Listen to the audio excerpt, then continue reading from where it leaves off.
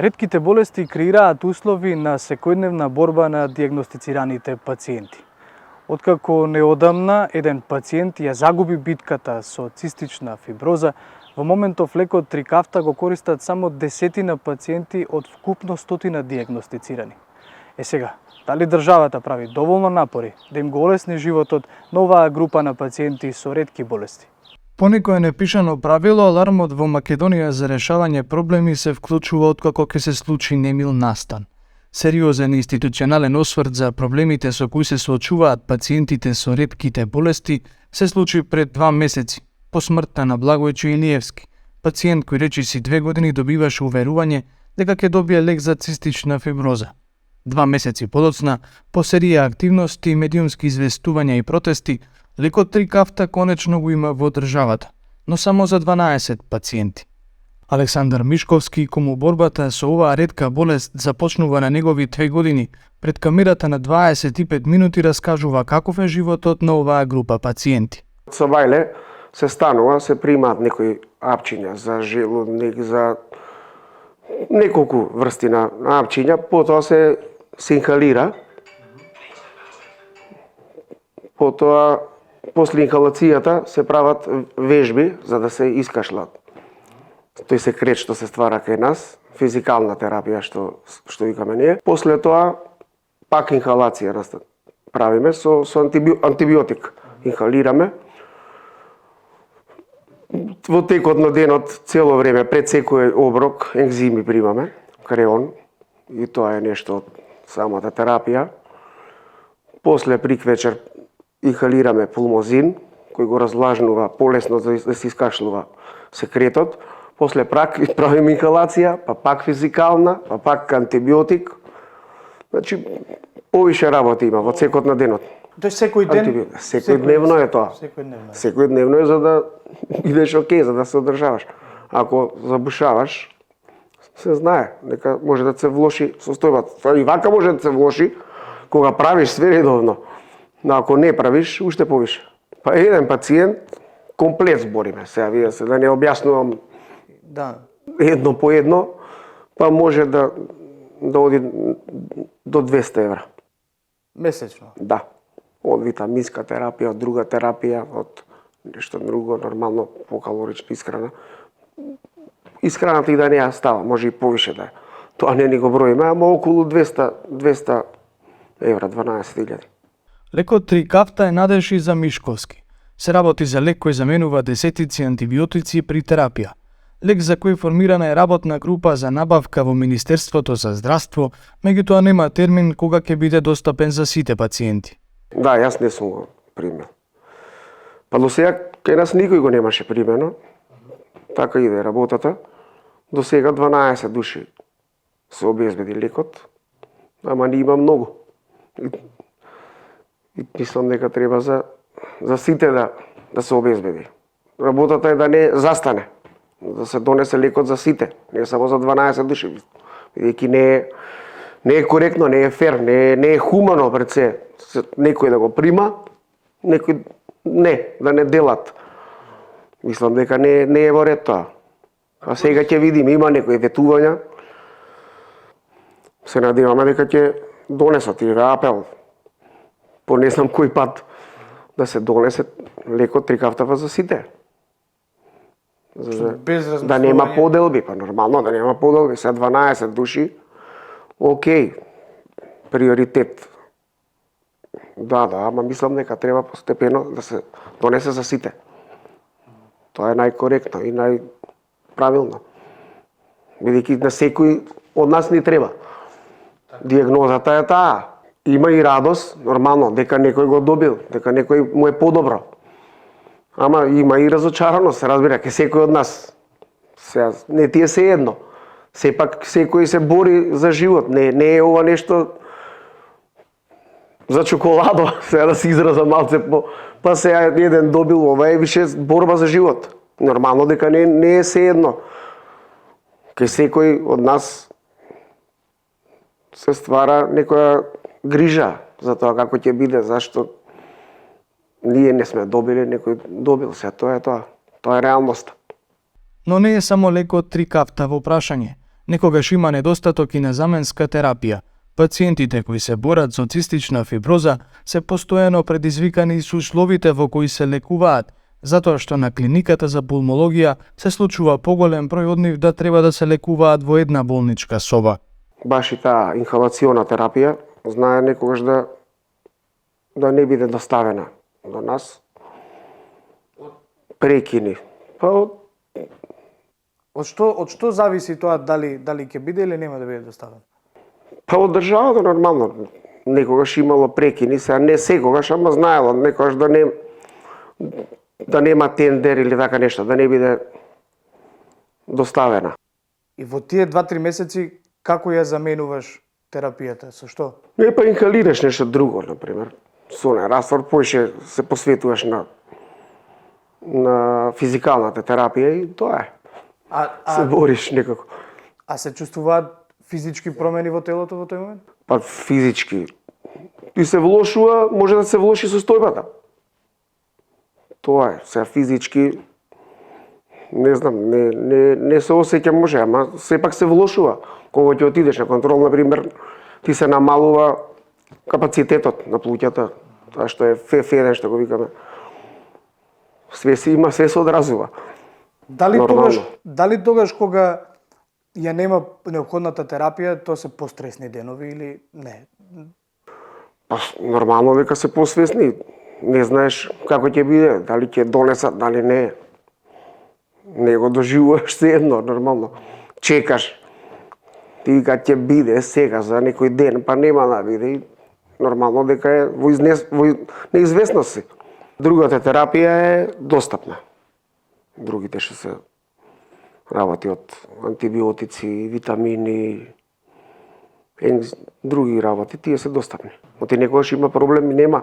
Например, тоа што треба да се прими, според нас ние примаме според која бактерија ја имаш во плуќата. Некогаш знае да го нема некој лек, па има замена и тука малце има проблем некогаш. Како? Па да го нема лекот, моментално.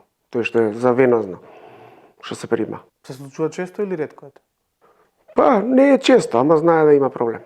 Да го нема, па се наоѓа некоја друга солуција, замена или нешто друго, тоа докториве се сноѓаат. Не, проблем моментален кај нас е што немаме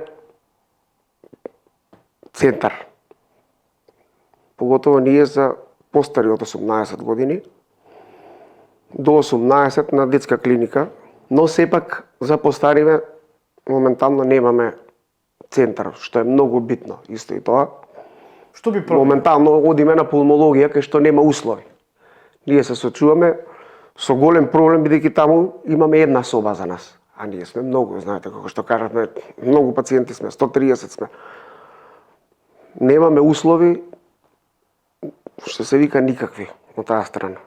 И мислам дека и тоа треба да се реши во многу брзо време.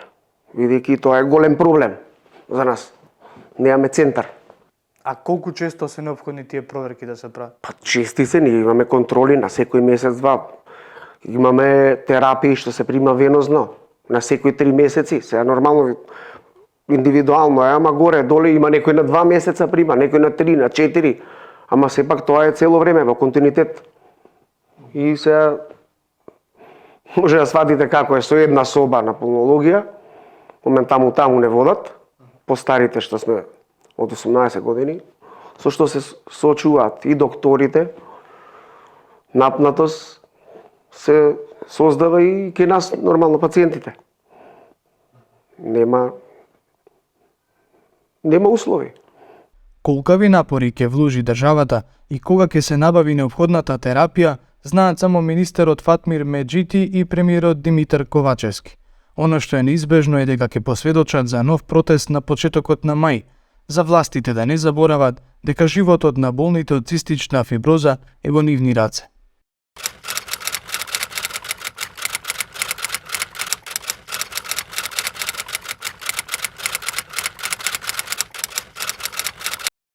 Каква е ситуацијата со набавка на лекови за луѓето кои боледуваат од дијабет?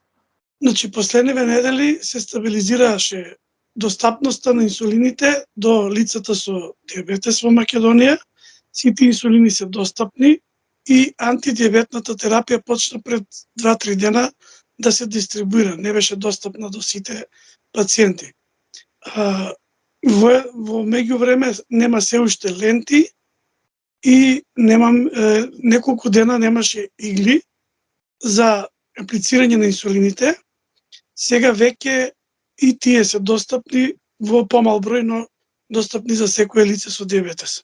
Што значи тоа во помал број се достапни? Тоа значи дека сите не може да добијат ленти, игли, како што рековте.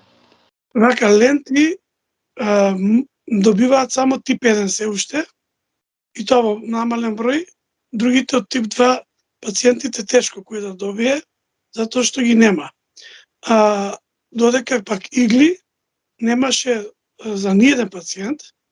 Намален број на игли значи наместо до сега 12 игли што ни ги даваат за месец дена, ги намалуваат, но ги даваат за да може барем минимум толку пенкала колку што ни даваат да ги заменуваме.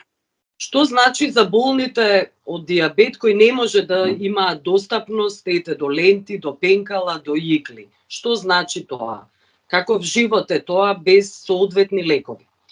Вака, иглите, зашто исполнуваме иглите, инсулински игли, тоа значи дека пенкалото што го добивате нема со што да аплицирате. На него морате да поставите иглата и да го навреме да аплицирате инсулин. Тие ги нема често во аптеките и не може да ги набавите доколку ги немате во резерва. Што значи дека пациентите кои што се во рурални средини, по социјално зарогрозени, да кажеме, посиромашните, оние што не планирале во буџет, не може да ги набават навреме и мораше да се позајмуваме. Тоа, еве како пациент, кажувам, споделувам, знаете колку неубаво е кога ќе земете пенкало и не знаете со што ќе го аплицирате, а не знаете иглата дали на второто буцкање или на пето буцкање ќе ви се затне или ќе престане да може да аплицирате инсулин преку нејзе. Додека пак лентите неколку пати потенцираме, тие се исто сериозно дел за квалитетно менаџирање со диабетесот. Секое мерење на гликемиите знаеме како да се однесуваме во текот на денот. Ако сме во хипо, односно паѓа шекерот, да земеме храна, за да може да продолжиме да работиме.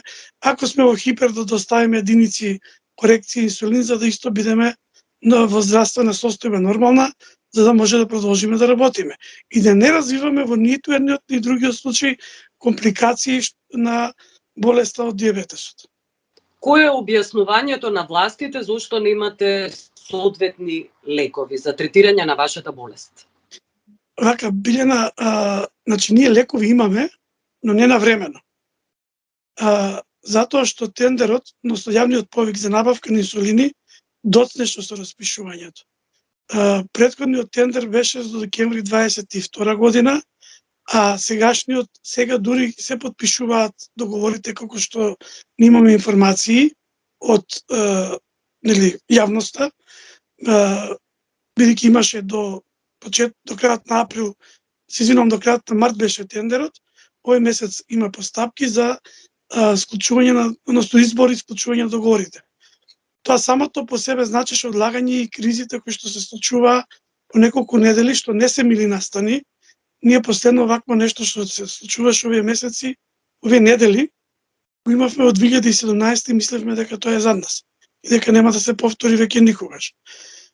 Се надевам дека конечно ќе се стави ред и ќе се промени системот на набавка на лекови не само за нас, него за сите хронично болни, и дека во државата ќе имаме набавка на лекови за континуирано секој лице кој што добива од државата преку програмите на Министерството и на фондот на временото го добива лекот за да може нормално да се функционира.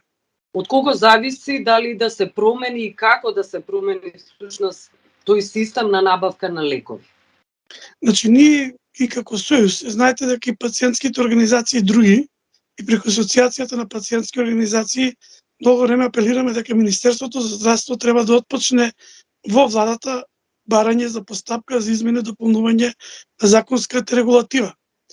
за соодветни како што сега беше процесот со тривкарта лекот, значи да се направат наместо интервентни измени и дополнување на законот, да се направи сериозна анализа од страна на Министерството и за финансии и на здравство, да се седне со работни групи, граѓанскиот сектор да се вклучи, експертите и да видиме кои се моделите кои што во нормалните развиени земји функционираат, за да не се појавуваат овакви случаи. Имате ли објаснување, дали добивте објаснување зошто досега не функционира овој начин кој сега го опишавте? Немаме никакво објаснување од никого, ние инсистираме, се уште бараме прием и министерот за здравство, немаме добиено прием нити средба за да може да ги објасниме нашите барања, нашите мислења, нашите ставови, со цел да се унапредат здравствените услуги и сервиси во 21 век, во 2023 година, да не ни се случуваат работи кои што не ни помислувавме дека ќе бидат можни, дека ќе се повторат. Има ли објаснување зошто немате воопшто средба со новиот министер за здравство? Кој е образложението? Не, јас имам најава дека ќе не прими, толку. Само да чекаме на време. Немате никаков рок, немате никаков датум? Не, ништо немаше поставено, рекоа најбрзо што може ќе ја примиме. Се уште немаме средба, нити имаме повик од страна на кабинетот на министерот и очекуваме таа средба за да може да седнеме да разговараме. Ние имаме, нели, не се само овие теми, за нас е посериозна, постратешка тема потпочнување на реализација сериозно на националниот план за справување со диабетес, новиот протокол за третман на диабетес што е спремен во Министерството за здравство, кој што сакаме да се применува во нашата држава. Исто така сакаме да соработуваме за едукацијата во државата, во смисла на пациентите кога одат на преглед да ја видат таа сериозна едукација што треба да има според медицинските протоколи, да разговараме и за превенцијата на не само диабетес, туку и од ефектите, односно да нема компликации кои што нели ќе развиваат други болести кај лицата со диабетес. Значи имате многу теми за кои треба да говорите со новиот министер за здравство и чекате се уште да добиете покана за прием. Така изгледа функционира оваа држава. Точно, од милоста на политичарите зависи всушност животот на луѓето кои се болни, дали диабет, дали други некои болести. Ние се уште чекаме на тој прием, трпение имаме, не сакаме да преземаме други активности, со кои што затоа што мислиме дека проекциите што ги гледаме за нас, особено по набавките кои што се објавија и за набавка на ленти, имаме, например, ние наш предлог, не се произнесе владата и државата по тој предлог, ние се уште инсистираме за референтна цена, бидејќи сите развиени земји тоа го практикуваат, наместо да се набавува еден продукт кој што вообичаено добива многу критики од самите пациенти, правото на избор по устав во оваа држава на лек и на медицинско помагало треба да се применува. Че имаме сериозни теми со кои што сакаме да работиме и сакаме да бидеме конструктивен елемент додека може да држи трпението, но се повеќе и пациентите нема трпение затоа што имаме веќе и прашање што со овие 5 месеци што немаме ленти. Дали ќе ни се изврши надомест, затоа што новиот повик што е распишан е скратен периодот. Односно вика период од 1 јануари оваа година. Што со тие ленти кои што ние ги набавивме сами од сопствен буџет, што со тие средства и што со тие што ќе ги набават. Што со терапијата која што е прерипана, која што е со поземување дополнувавме, исто никој нема даден одговор што ќе се случува со тие терапии. Ние треба да ги вратиме тие пенкала кај луѓето кои што сме ги задолжили. Добро, јас многу ви благодарам за овој разговор. Ви благодарам и вас многу за вниманието и за времето.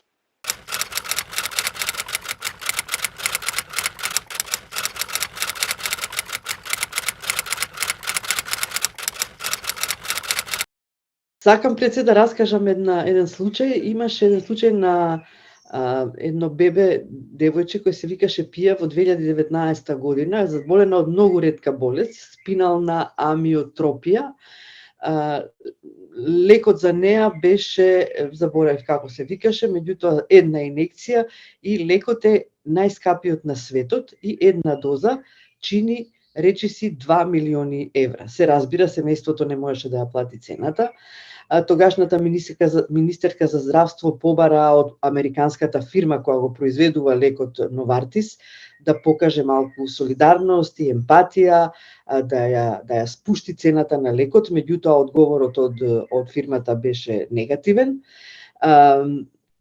Семејството потоа организираше, се сеќавам на случајот затоа што тоа е можеби единствениот во Белгија на кој јас го паметам. Семејството организираше кампања во која влегоа големите медиуми, политичките партии, целата јавност, се праќа SMS пораки за многу краток период се собраа тие 2 милиони евра за да може девојчето да ја прими инекцијата и од тоа што го разбравме ситуацијата и се подобрила. Подоцна во 2019 година Новартис најави дека ќе организира лотарија и дека ќе им подари на 100 бебиња во светот, извлечени како на лотарија, ќе го подари лекот, меѓутоа најавата во Белгија беше дочекана буквално на нож. Политичките партии се исправија, тука почнаа да даваат изјави, медиумите и така натаму. За нив ова лотарија беше нехумана, срамна, човечкиот живот не може да биде лотарија едноставно. Значи, што се однесува до за лековите за ретките болести, тие треба да бидат регистрирани во Белгиска и Европска агенција за лекови за да можат да бидат рефундирани. Тој лек за малечката Пија подоцна беше ставен во листата и сега е рефундиран. За другите ретки болести, нив ги има околу 8.000 од тоа што можев да го разберам истражувајќи малце на оваа тема и тој број речиси цело време расте бидејќи ностоп се додаваат нови дијагнози на овој број. И во нив спаѓа и цистичната фиброза за која толку многу се зборува кај нас. Лекот овде се вика CAF-Trio.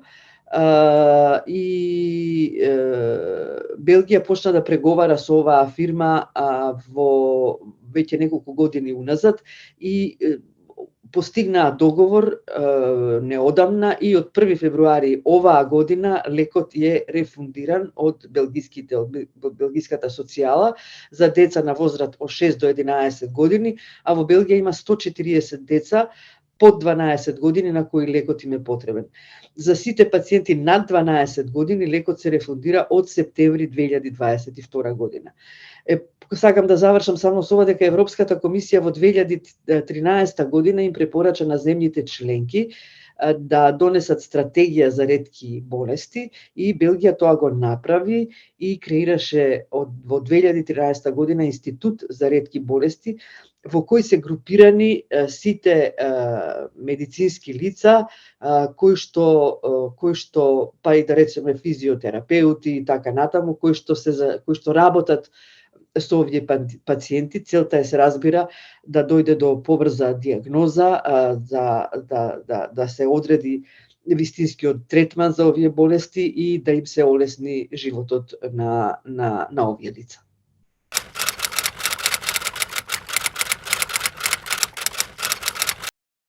Тоа е така малце на секаде. Мислам, добро, кај нас има многу корупција. Мислам дека има повеќе корупција кај нас отколку во европските земји, иако и тука ја има. Меѓутоа, кога зборуваме за привилегии на политичарите, например, пред неколку дена белгиските медиуми открија, например, дека пензионираните функционери, тие што биле парламентарци во Сенатот и во домот на пратеници, си дозволувале да си ја зголемат пензијата за 120%.